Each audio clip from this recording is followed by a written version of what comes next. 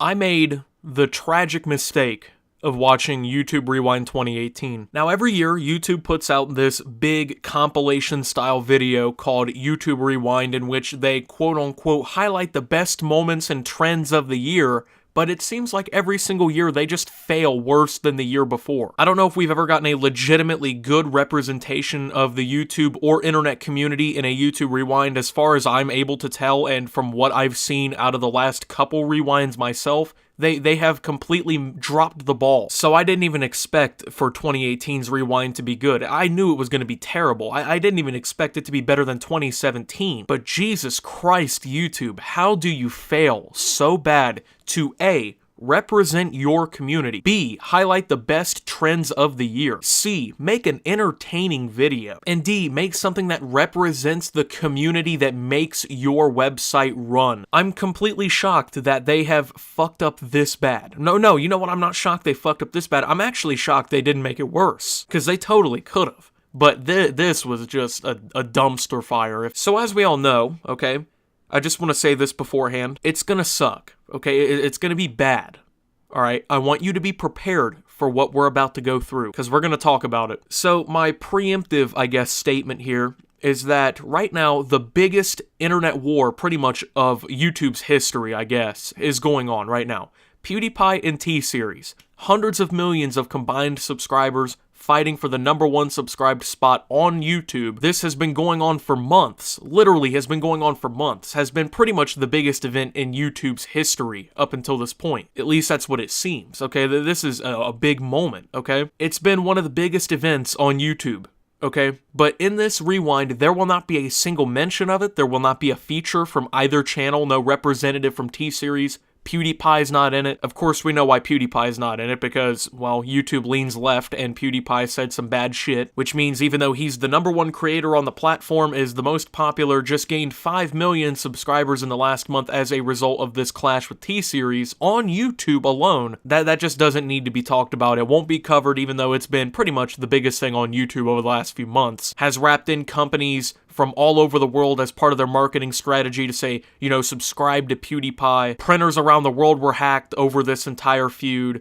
There's been billboards bought by creators like Mr. Beast and advertising campaigns. That doesn't matter, right? If YouTube can't politicize it to the left, they're not putting it in the rewind. It's very simple. So before we really go through this, okay, I just want to also say, as someone who watches and creates YouTube content for dozens of hours per week, I mean, I probably put more time onto YouTube than most people put into their jobs at a 9 to 5 per week. But even though that's the case, out of this entire list, I know literally like 6 people. Okay? And out of those 6 people, some of them are not even fucking YouTubers, okay? Like Trevor Noah, he is a talk show host and a shaky comedian, okay? He is not a YouTuber. Marshmello is a musician. He is not a YouTuber. Will Smith is a fucking actor. He is not a YouTuber. Okay, so now that I have some of that out of the way, let's go ahead and, unfortunately, get into this.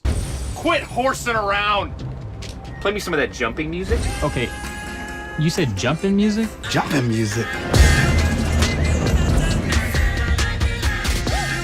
Todo el mundo, fuera!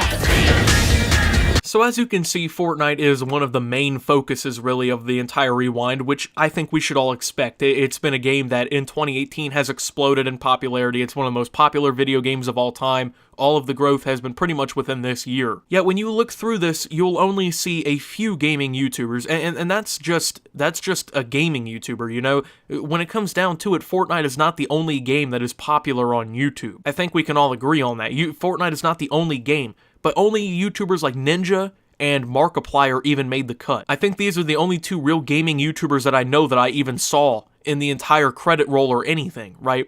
So, even though gaming is one of the biggest entire groups on YouTube, like, we literally are such a big community that YouTube has its own sub-website called YouTube Gaming. But when it comes down to the YouTube Rewind, only like 2 people make the cut. And if Ninja didn't make the cut, I think we all would have probably rioted, considering the fact he's one of the most popular people pretty much in the fucking world right now, it seems. So Fortnite is the only game in this entire gaming community that gets any form of representation whatsoever, even though Red Dead Redemption 2 is one of the biggest games of this decade, okay? And Call of Duty Black Ops 4 is one of the better selling games in this year too. No representation for sports games, anything. Just these two, all there is Fortnite, right? Oh, but don't worry. There's plenty of makeup and vlogging YouTubers. There's one thing this video needs. K-pop!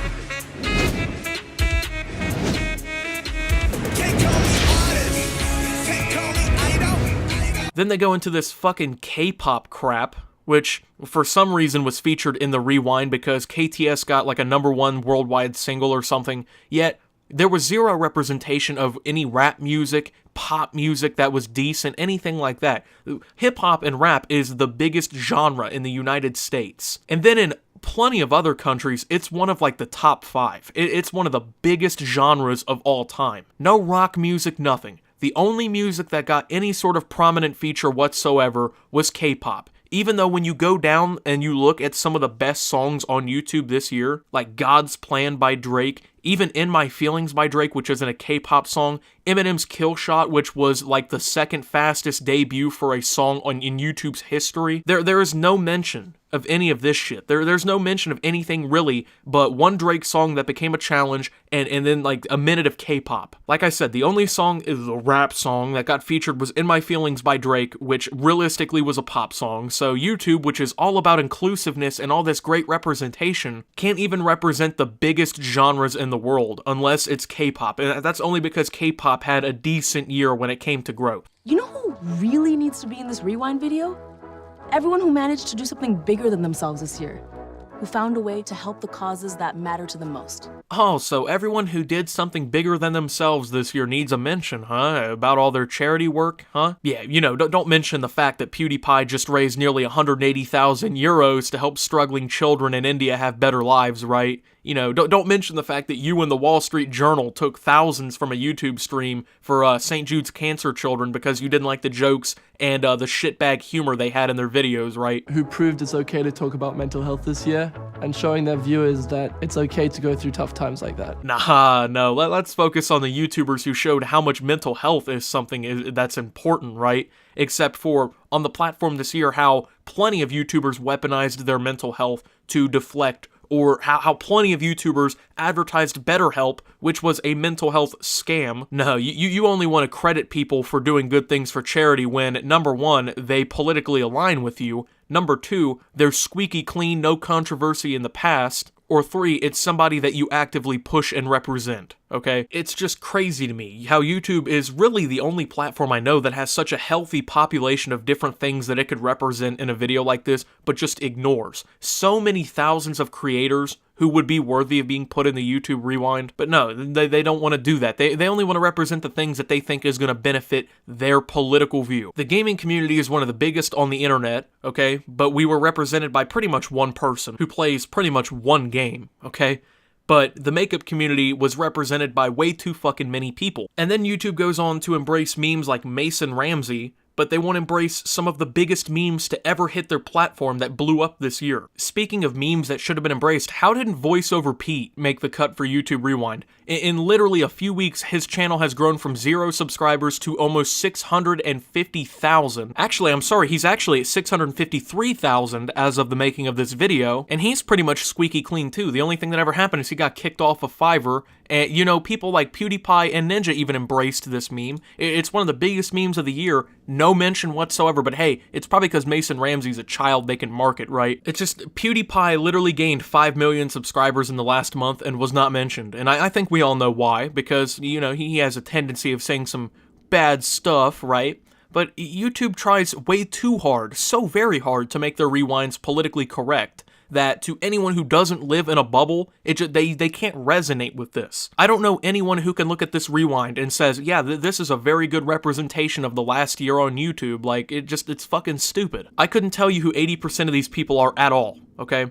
And Will Smith, the one person on planet Earth that they chose to open the rewind with was Will Smith, the guy from the Fresh Prince of Bel-Air, the rapper, Jaden Smith's dad. The one thing nobody will ever associate him with is a YouTube channel. Nobody will ever say, hey, you remember Will Smith, that YouTuber? So why did he open the rewind and then close it? What sense does that even make? It completely defeats the purpose of a YouTube rewind if people like Will Smith and Trevor Noah are some of the headlined people that you put into it. They are not YouTubers. And then the rewind is ironically called Everyone Controls Rewind, except that creators that weren't in the rewind had little to no representation or input into it, so YouTube basically advertises this handful of creators as the everyone who gets to control rewind, while the rest of the community is visibly mocking YouTube. I know it's easy to make fun of YouTube, but when shit like this happens, when they decide to spotlight a whole year of growth and change on the platform as this, okay, ignoring thousands of other worthy creators for a handful of creators who are already pushed by YouTube plenty enough. The biggest musical acts of the year have no mentioning other than the one stupid challenge. The entire communities on YouTube like storytelling, gaming, and more are virtually not represented at all, while vloggers, ASMR, ninja, and makeup channels coat the whole spotlight. You just can't help say anything about it, you know?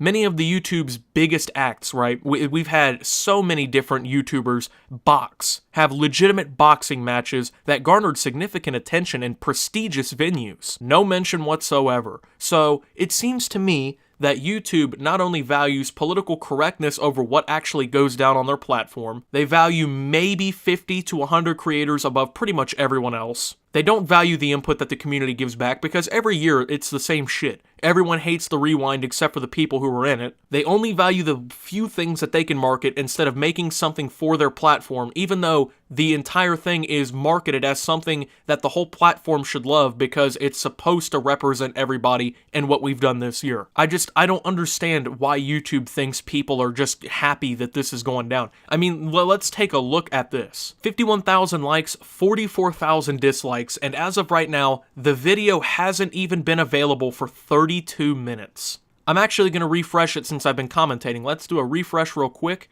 Let's pause that, okay? It has 2 million views and now has more dislikes than likes. It has been up for over an hour, has 128,000 dislikes and 112,000 likes. Yet we're supposed to believe that the YouTube community feels really represented and enjoys this a lot. YouTube, I don't understand how hard it really is to listen. I don't understand what the fuck is wrong with you. YouTube Rewind could be a really good opportunity to like show off actual great up-and-coming channels that have made significant progress against their channel this year, right? You know, channels like Wang, who has grown up to a 250,000 subscribers this year, is highly respected throughout the community. People like Wavy Web Surf, who is making amazing content also, and has watched his channel grow like 15-fold or something over the last year. They don't want to represent the actual YouTube community like that. They don't want to represent the people who don't have 18 million subscribers and aren't politically correct. They don't want to represent that because then it would go against their political agenda. That's really all Rewind is. A hidden political agenda in a shitty video that doesn't represent what it's supposed to. Anyways, thank you guys for watching. If you did enjoy, make sure to leave a like, subscribe if you're brand new. Maybe I'll be in the Rewind 2019. Probably not. I'm not that politically correct. Follow me on Twitter @SubToOptimus. Join the Discord down below.